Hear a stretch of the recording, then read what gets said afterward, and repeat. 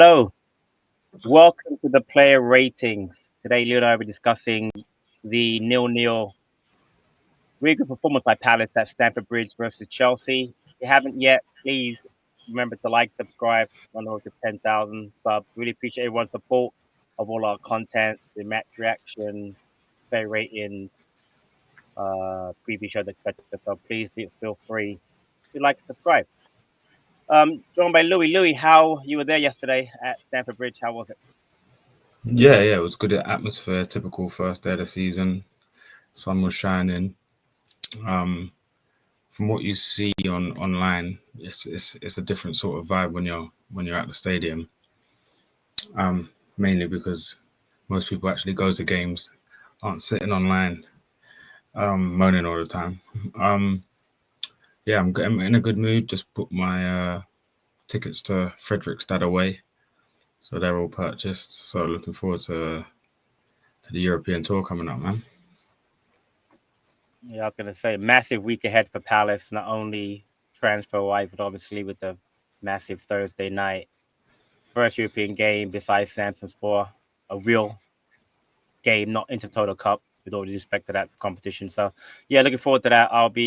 I found a way to watch it, so hopefully I've got the Channel 5 app downloaded on my phone. Sorry, on my laptop, so I should be able to watch the game on Thursday. That should be good. So, are you doing a vlog? Did you do a vlog for Chelsea or no? Before I go on. It wasn't very long.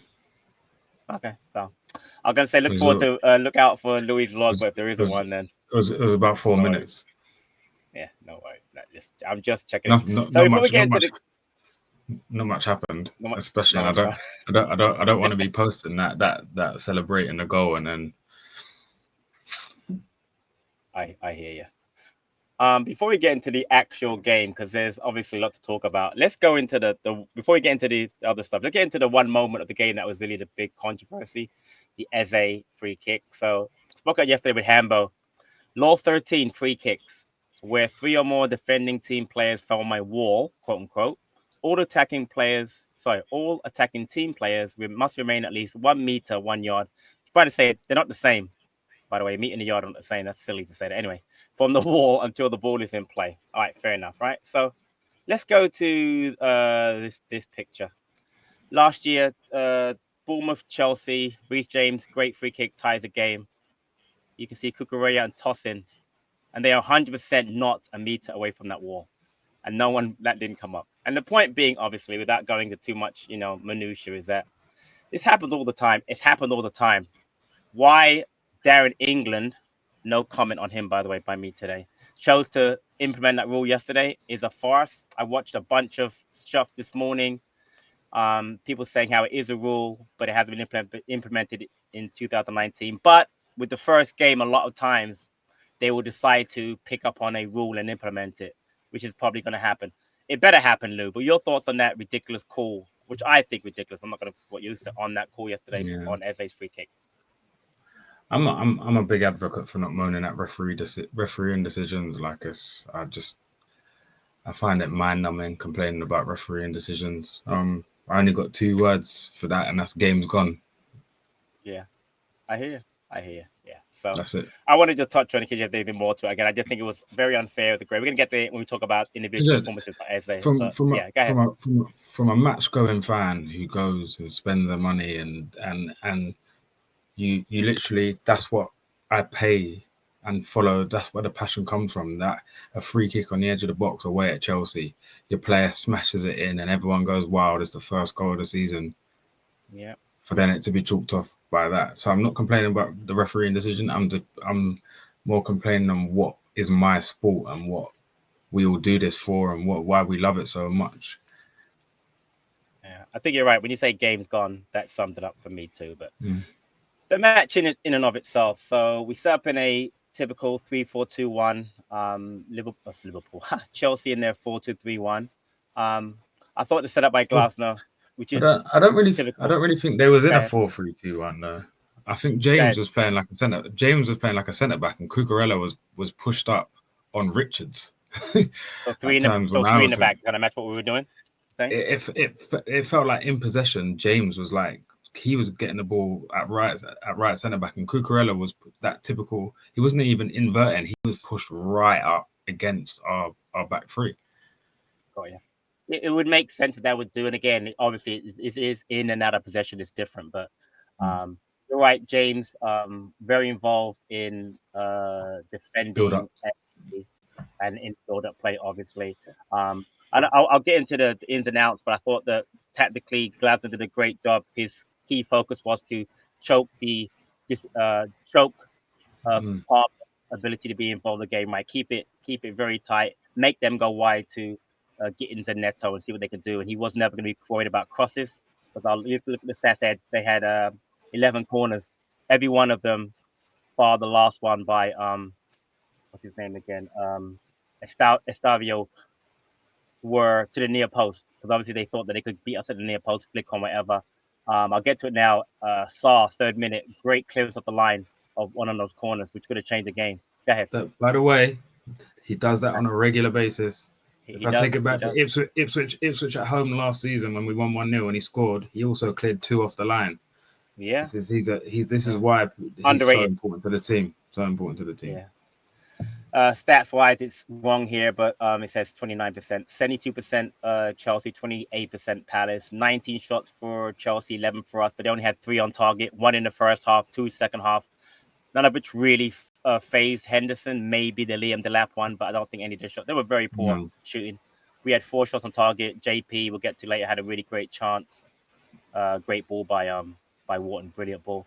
And again, passing, they kept the ball. I mean, that was fine for us. They kept the ball. We didn't really care for the ball. We had a game, a plan in mind to play. So move on to individual performances. Start with Dean Henderson in goal.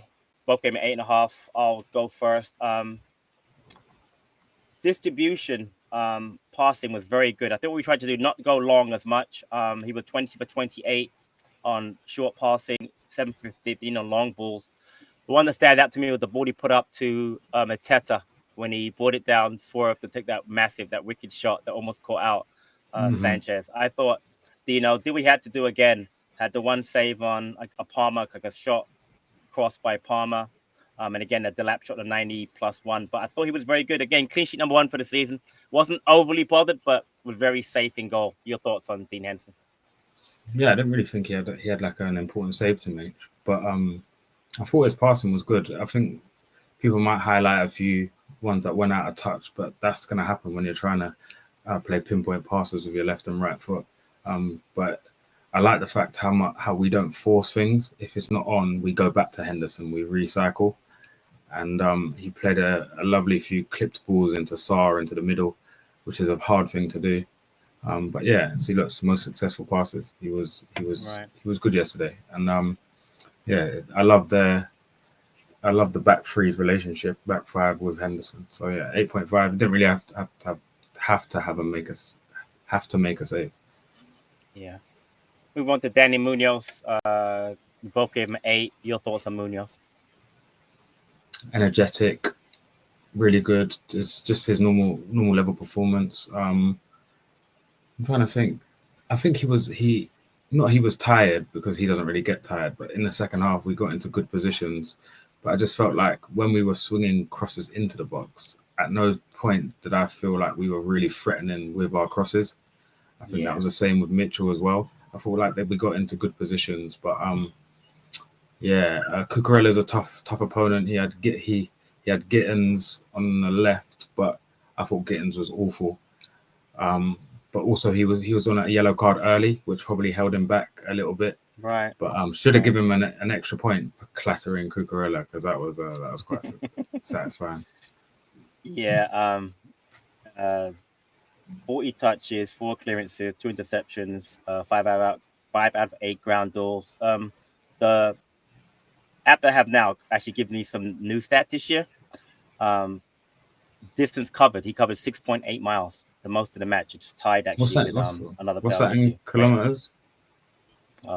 Bro, you look it up on the while you. I didn't look it up on it.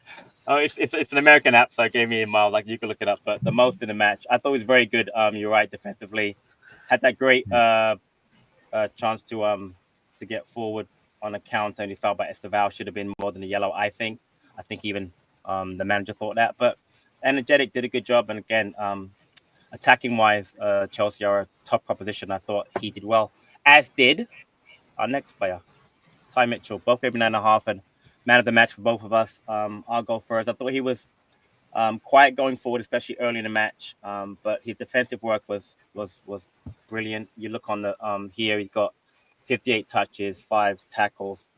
Passing wasn't great, only 16 out of 29, but 7 clearances, 5 recoveries, 5 out of 7 ground duels.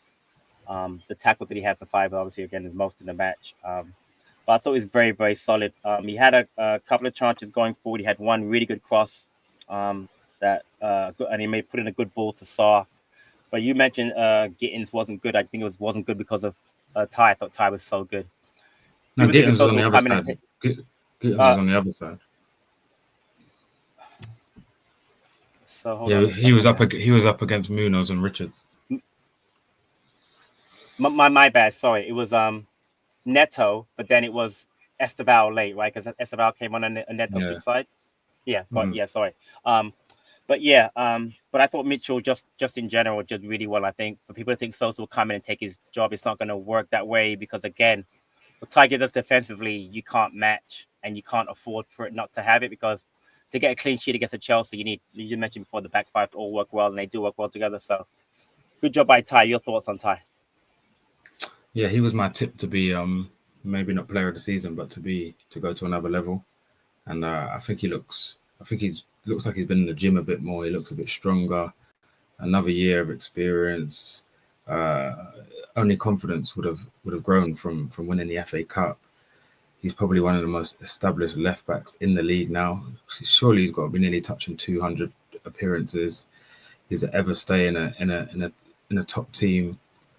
I just think he's kind of maturing into a top player.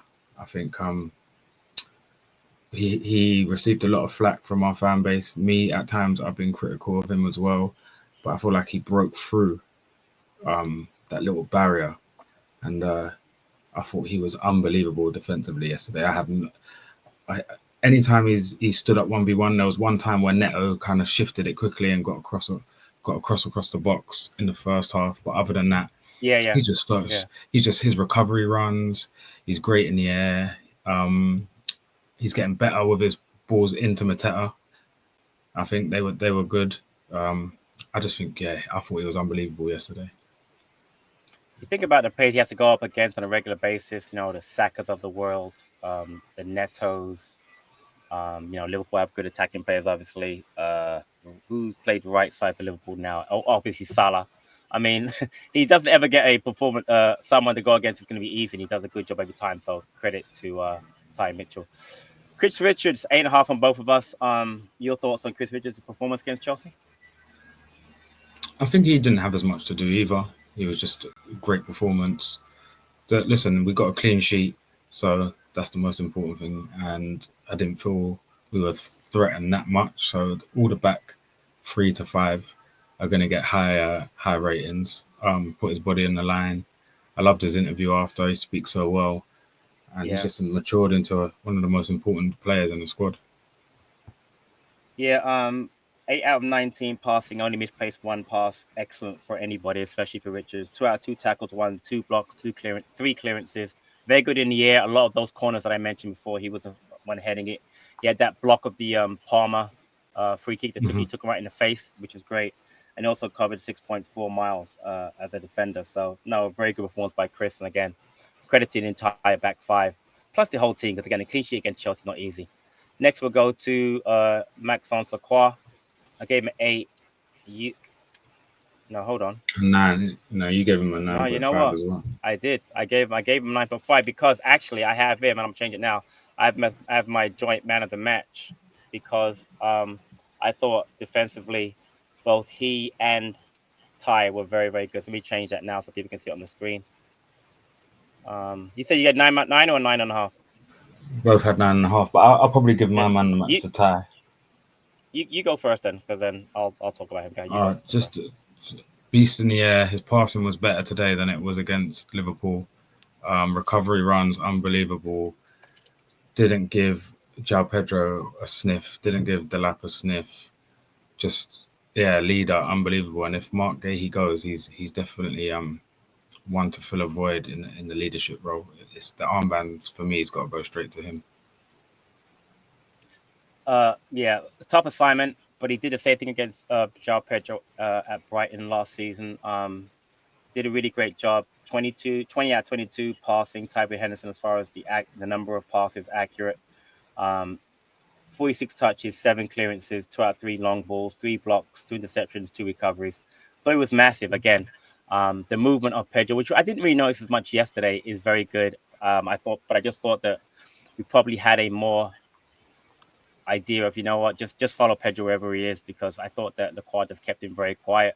You saw how good he was at the Club World Cup, Pedro. So I think that the job Lacroix yesterday was excellent. Again, the 11 corners, again, either he, Richards, Mateta, or in one case Saar, were heading him out. So I thought they did a really good job. Move on to our captain, Mark Gahey. 8.5 from me, 8.5 from you. Very solid performance again. We're not going to get into. We always talk about how good he is. He's just solid again. 78% passing on 14 out of 18. Only 26 touches, 6.1 miles covered, 5 clearances, 2 out of 3 ground duels. The thing I'll point out is again, going back to the free kick. I did think that, honestly, I thought that he actually did foul Caicedo. I'd rather they called it a foul than they called it the 1 meter rule, the rule 13. One thing I will do, I really like the different types of free kicks we're coming up with. And even Glasner mentioned in his post-match how, he doesn't think it was an infraction, but we'll go back and we'll study it again, and I'm sure it'll come with something different. But I really love the way we work on that. But it's a shame that he was involved in that free kick controversy. I think it did good job, I thought, Point stepping up, help out Ty also into the midfield to help out with Enzo, who was running kind of free in the middle. But your thoughts on Mark Gahey? Yeah, just another brilliant performance. Body on the line, brave. One thing we didn't see too much was those. I think they might have kind of clocked onto it, his switches of play, because I didn't see many of those from Gahey today. Yeah, I think that was nullified. Yeah. But yeah, it was a day for the defense today. I thought our defensive structure out of possession was unbelievable. It was just like mechanical moving parts. Everybody knows that. But this is what I said in pre-season when we was watching. Everybody looks like they know exactly where to be. And lo and behold, you speak in the Glasner's press conference that he says after. He says that all the players know where they're meant to be.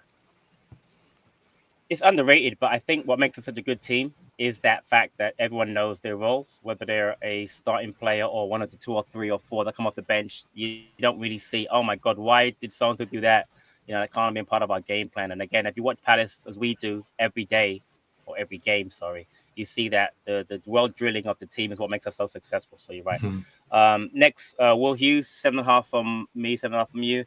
I thought he looked a little bit tired towards the end, but I thought he did a great job of doing what he does. 5 miles covered, 2 blocks, a big one on Cole Palmer in the box, 3 recoveries. Didn't make any tackles, funny enough. 10 out of 13 passing. But I thought, again, if the key was to choke off the Caicedo and Enzo in the middle and force them wide, I think Hughes, along with Wharton, obviously, and other players, did a really good job with that. But your thoughts on Hughes yesterday? Yeah, you got to give him some grace because it was hot out there as well. Listen, I'm not saying exactly. I agree. Yeah, I thought he was very good. There was that little lapse in judgment with the ball over the top from I don't know who it was, ballooned up in the air, and I think he misjudged how close Neto was to him, and he let Neto go again, and then Mitchell stopped the goal because that was going straight across to João Pedro. That was great defending, but yeah, Hughes. We're a bit short there at the moment. We're a bit short everywhere, so I'm just happy he got through it, no injuries, and he gets some rest, and we go again. And I will say that yellow card on Caicedo was brilliant. He stopped the counter. Yeah. That was a very, very good tactical yellow. You talk about his yellow cards, but that one we needed him to take. So. Yeah. Adam Wharton, 8.5 for me, 9 from you. You go first on what I thought was a brilliant performance by Wharton yesterday, especially. I thought it was unbelievable. Just that passage of play where Mateta should really do better. Just him receiving the ball on the half turn and looking like he's going to play it out wide, and he just plays a reverse straight into his feet. I think the fact that he didn't have a partner with him that could do the running yesterday hurt him a little bit because he had to do more running. And And yeah, I just still thought it was unbelievable. I think we probably don't get a point if he's not running his himself into the ground for 90 minutes. And it's funny because there's £200 million in Enzo and Caicedo, and I'd have Wharton over both of them, if I'm being honest. I think Caicedo's a great player, but I'd have Wharton over both of them.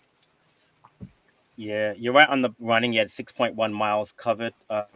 Very good at getting the ball into key areas. He had 8 balls in the final third. Again, that passive play you're talking about was brilliant. The pass to Mateta, you're right, he should have scored that. But link-up play with him and Saad to then make that brilliant ball. Again, in a congested area down the center of the pitch to Mateta was important.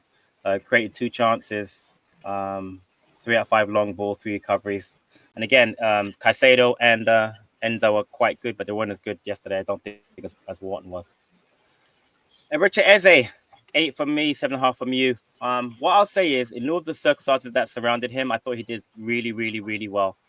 Real shame the goal was chalked off. He deserved it because the celebration would have been a great send off again. Yeah. Go ahead. It was iconic. It would have been an iconic way to go out. 100%. I thought he helped again, get us up the pitch. A little nutmeg on Reece James. I'd love to see that because I don't really like Reece James as a player. I mean, because I don't really like any Chelsea player, if I'm being honest. Not that they're not good, but that's just me. Had 6 shots on goal, covered 5.1 miles, 69 turn passing. Was subbed off obviously because he was getting a little bit tired.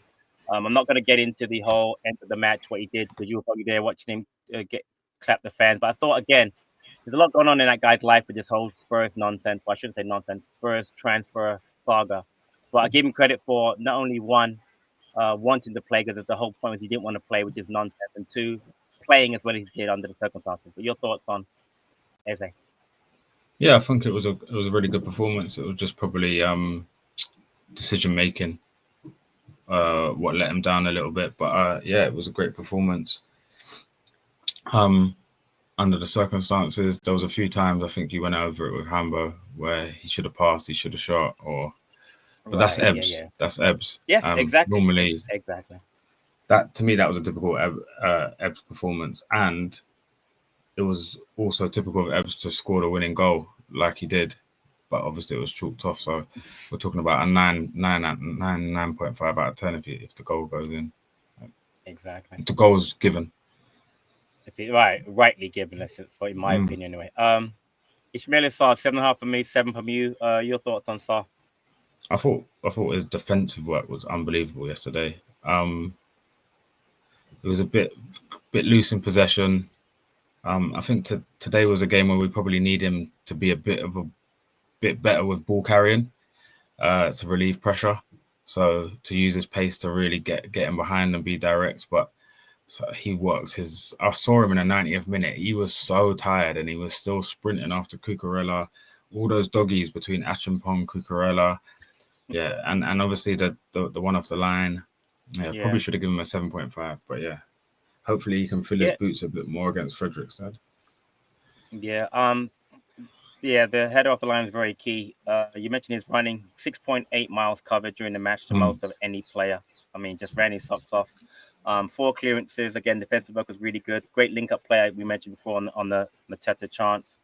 There was a chance also on a counter second half when he wanted to give a ball to Ebbs to the left, and Ebbs didn't really read it. He played the ball too far. He was like saying to Ebbs, I was going to play, etc. But really good. I thought he played really well again. Defensively was the big thing for him.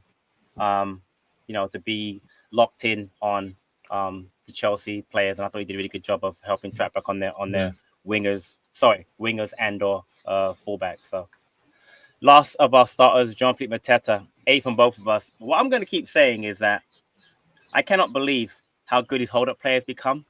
Like, again, the example I'll give, there were like 2 or 3 long balls from Henderson that he just controlled, bang, and then either turned and then he had that quick shot, or he would lay off to someone and just turn and then dribble and then lay off.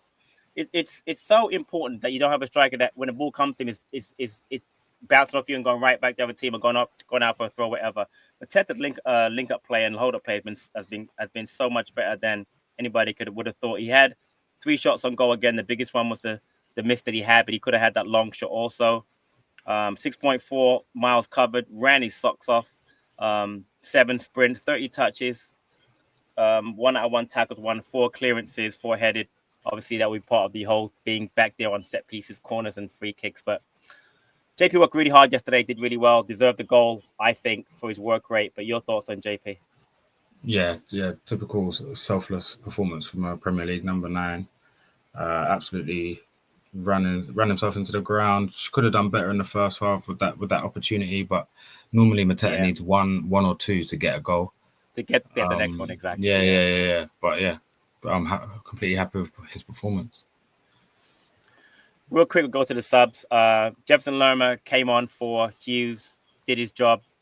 Nothing really stands out except that he needed to come on and keep that work rate up that Hughes had used. And again, we kept the clean sheet. The only thing you want to add for Lerma? No, I think all the subs are probably around the same, both of them. Yeah, except maybe for Devaney. Go ahead. There was a ball from Wharton, and I think he could have done better. I think he panicked a bit. Even the manager said that. Yeah, manager said in the post match that he just it was coming on his left foot too. He mentioned that play. Yeah, he said he mentioned it in one of the interviews. Yeah. He was what that is with experience is he's thinking about the next. What's going to happen next? He's already thinking, oh my God, I'm in. There's what am I going to do with it next? And then he's just that's what happens. Experienced players are calm. They bring it down. They get their head up. And to be fair, he just come on and getting up to the game speed was a little bit thing. But it's a great ball again, great vision by Wharton. Well, lastly, get to our manager. Again, you're going to get bored, people, because we're going to give him 10s every time because that's how good he is. But I'm going to just mention a few things that I really liked. I like obviously, the 11 is the 11. We're not going to worry about that. But the fact that he picked them in lieu of all the noise and made that comment before about don't read it, believe everything you hear in the papers, I thought was a brilliant pre-match comment to make. Great tactics. We worked hard off the ball. We counted well. We pressed when we had to press. And again, we made sure that we shut off the I'm trying to think of the word, supply. That's the word, supply to Palmer. And then either Enzo or Caicedo in the middle and said, you know what, go wide. Let Gittins go one-on-one if you can. Let Neto go one-on-one if you can and get balls in and we'll clear them out. So I thought that was brilliant. And again, brought on the sub at the right time. And I thought he would, again, to get a point away at Stamford Bridge, did last year, but that's not something we normally do. I think it was like before yesterday or last year was like 40 matches we had lost in them in a row. So to get anything at Stamford Bridge again, and everything's going on around the team, I thought Glasgow was brilliant. But your final thoughts on Glasgow? So I thought we were tactically set up perfectly. Stopped their best player getting the ball. They brought on everyone they could. Still didn't work. I thought set pieces we were defensively brilliant. I feel like attacking set pieces, the quality wasn't as great yesterday. Like balls into the box, the corners weren't very good. Excellent point. Couldn't do too much about that. Capitalize on it. The subs were made at the right time. I love his energy on the touchline. It's like the better we play, the more he demands. Like that, as we get better, he wants more. I love his passion. I love everything about him. Man, 10 out. You probably get a 10 out of 10 for me every week. He will. Real quick, I'll mention it now. I didn't get to mention it earlier. I have the stat here. Do I have it?